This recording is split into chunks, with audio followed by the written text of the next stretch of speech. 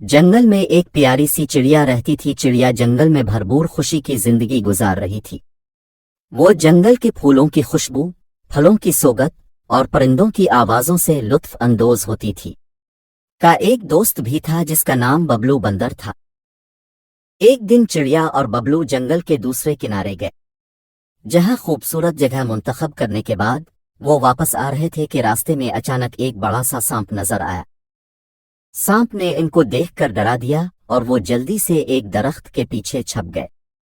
सांप ने उनकी तरफ बढ़ते हुए कदम रखा और बोला, तुम लोग कौन हो और क्या तुम मेरे इस जंगल में सैर करने आए हो?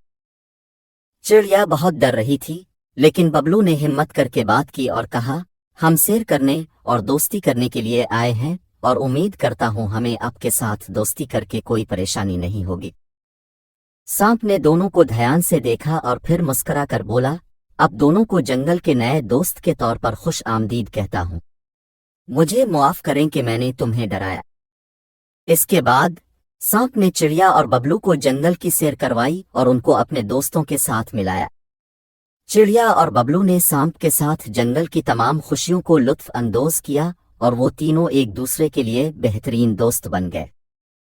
ये कहानी हमें ये सिखाती है कि दोस्ती कोई भी शक्ल अजिन्स के जानवर के साथ हो सकती है और दोस्तों की मदद और अच्छे रिश्तों की कदर करनी चाहिए।